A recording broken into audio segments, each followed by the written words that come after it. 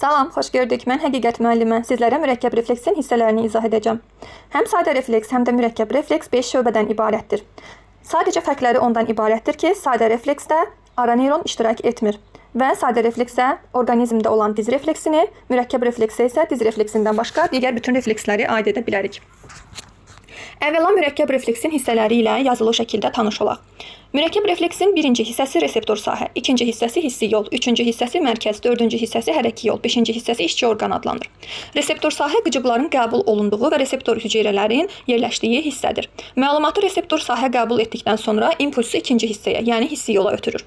Hissi yolu təşkil edən komponentlər hissi neyronun dendriti, hissi neyronun cismi və hissi neyronun aksonunun bir hissəsidir.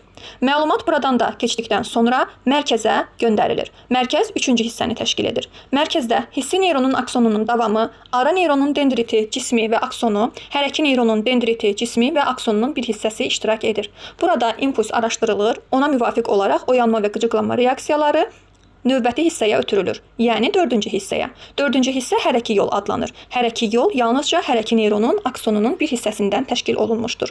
Məlumat hərəki yol vasitəsilə işçi orqana gətirilir. İşçi orqan isə bizim orqanizmimizdə olan vəzilər və əzələlərdən təşkil olunmuşdur. Gəlin dediklərimi şəkil üzərində də müşahidə edək.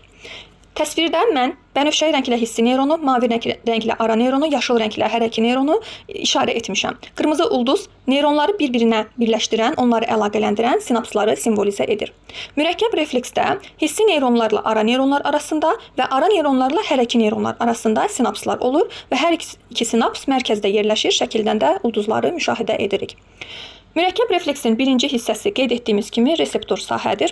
Reseptor sahədən impuls qeyd etdik ki, göndərilir hissi yola. Hissi yol baxın bu hissədir. Nədən ibarətdir? Hissi neyronun dendriti, hissi neyronun cismi və aksonunun bir hissəsi. Mərkəzə girmir artıq hissi yol. Mərkəzə girən hissi neyronun aksonunun növbəti hissəsi üçüncü hissəyə keçir artıq. Yəni bu hissə tamamilə üçüncü hissəni simvolizə edir. Bu hissə artıq üçüncü hissədir, mərkəzdəki hissə. Burada biz nə görürük? Aksonun bir hissəsini, hissi neyronun aksonunun bir hissəsini, ara neyronunun dendritini, cismini, aksonunu, hərəki neyronun dendritini, cismini və aksonunun bir hissəsini görürük.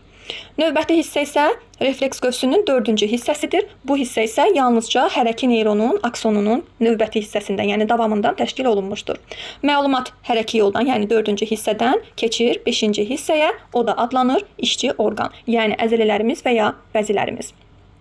Sadə refleksdə qeyd etdiklərimdən sadəcə və sadəcə mərkəzdəki ara neyron olan hissə, yəni bu hissə mövcud olmur. Bu hissə olmur. Nəticədə burada biz hissi neyronla hərəki neyron arasında sinaps müşahidə etmiş oluruq. Çünki ara neyron olmadığına görə hissi neyron birbaşa hərəki neyrona birləşir. Burada da müşahidə etsək, dedik ki, ara neyron ümumiyyətlə sadə refleksdə olmur, amma müşahidə etdiyimiz kimi yenə də sadə refleks 5 hissədən ibarət olmağa davam edir mürəkkəb refleks kimi. Sadəcə olaraq mərkəzi hissədə ara neyrona aid komponentləri ləğv etmiş oluruq. Deyəcəklərim bu qədər.